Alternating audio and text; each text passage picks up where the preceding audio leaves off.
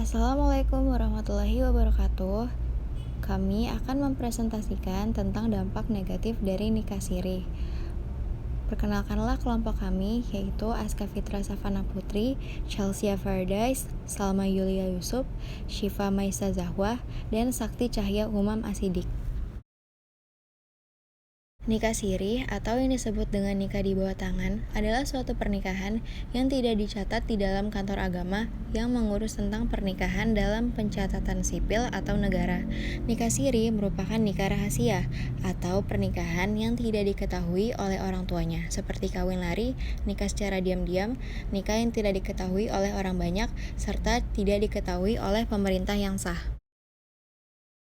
Dalam hukum positif, nikah siri adalah perkawinan yang dilakukan tidak sesuai dengan Undang-Undang Nomor 1 Tahun 1974 tentang perkawinan.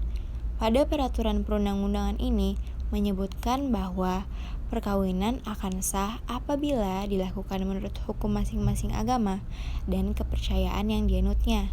Dan tiap-tiap perkawinan dicatat menurut peraturan perundang-undangan yang berlaku. Akibat hukum dari perkawinan ini adalah perkawinan ini dianggap tidak sah karena tidak dicatatkan pada kantor urusan agama dan kantor catatan sipil, sehingga seakan-akan perkawinan itu tidak pernah terjadi. Akibat dari tidak sahnya perkawinan itu, maka istri bukan merupakan istri yang sah, sehingga tidak mempunyai hak untuk mendapatkan nafkah, tempat tinggal, harta gonogini, juga harta warisan. Yang kedua, anak bukan merupakan anak yang sah. Pasal 42 Undang-Undang Perkawinan dan Pasal 99 Komplikasi Hukum Islam. Anak yang sah adalah anak yang dilahirkan dalam atau sebagai akibat perkawinan yang sah. Pasal 43 ayat 1 Undang-Undang Perkawinan dan Pasal 100 Komplikasi Hukum Islam, anak yang dilahirkan di luar pernikahan hanya mempunyai hubungan perdata dengan ibunya dan keluarga ibunya, sehingga anak kehilangan hak atas nama atau nasab bapaknya, nafkah lahir maupun batin, tempat tinggal, pendidikan, dan warisan jika bapaknya meninggal dunia. Anak tidak mempunyai hubungan hukum dengan bapaknya. Perkawinan ini tidak mempunyai kekuatan hukum. Walaupun pencatatan perkawinan bukan merupakan rukun dan syarat sahnya perkawinan, namun berdasarkan ijtihad dapat dikatakan sebagai syarat sahnya muamalah, merujuk pada Quran Surat Al-Baqarah ayat 282, sehingga dapat dikatakan pencatatan ini wajib hukumnya. Jika dilihat dari mudarat yang ditimbulkan akibat dilakukan pencatatan perkawinan, maka pencatatan perkawinan sangat penting untuk dilakukan agar hak-hak istri dan anak dapat terlindungi dan terpenuhi.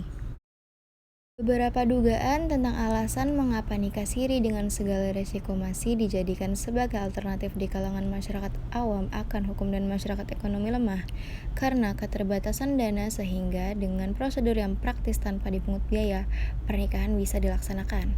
Dilihat juga dari aspek agama, ada kemungkinan khawatir karena melakukan dosa dan terjebak dalam perbuatan maksiat yaitu berzina, maka pernikahan dilakukan dengan prosedur yang cepat dan dianggap sah untuk memenuhi ketenangan batinnya sendiri. Faktor-faktor yang melatar belakangi terjadinya pernikahan siri antara lain. Yang pertama, nikah siri dilakukan karena hubungan yang tidak direstui oleh orang tua, baik salah satu pihak maupun kedua pihak. Yang kedua, karena adanya hubungan terlarang. Yang ketiga, menghindari dosa atau zina. Yang keempat, pasangan belum siap secara materi atau sosial. Yang kelima, tidak mendapat izin dalam berpoligami. Yang keenam, pasangan tidak tahu dan tidak mau tahu terkait prosedur hukum perkawinan. Yang ketujuh, untuk menjajakan dan menghalalkan hubungan badannya saja. Yang kedelapan, untuk menghindari beban biaya dan prosedur administrasi yang rumit. Dan yang terakhir, karena alasan nikah beda agama.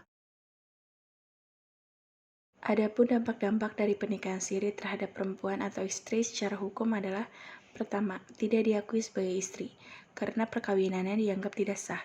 Kedua, terabaikannya hak dan kewajiban.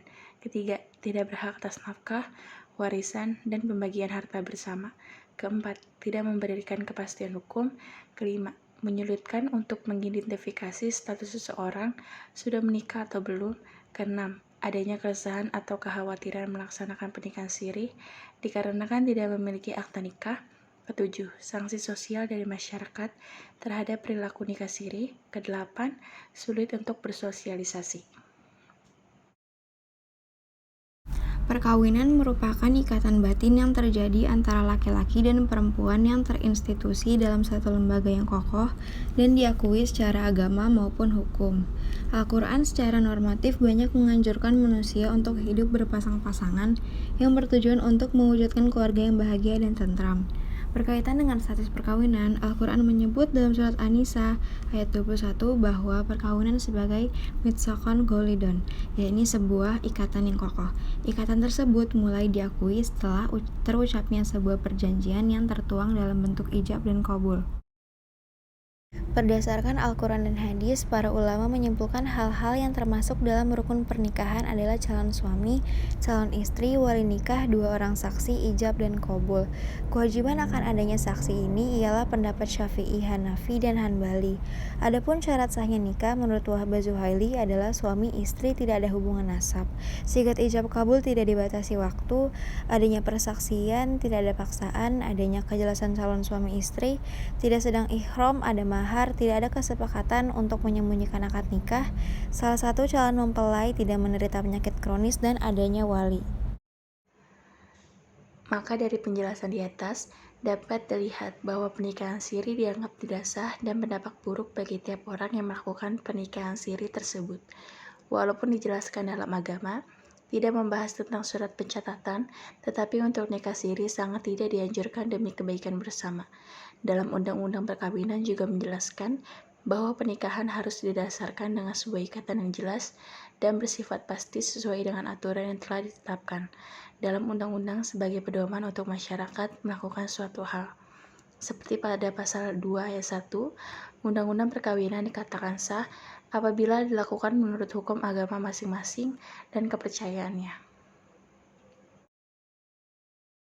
Cukup sekian materi yang sudah kami sampaikan, kurang lebihnya mohon maaf. Wassalamualaikum warahmatullahi wabarakatuh.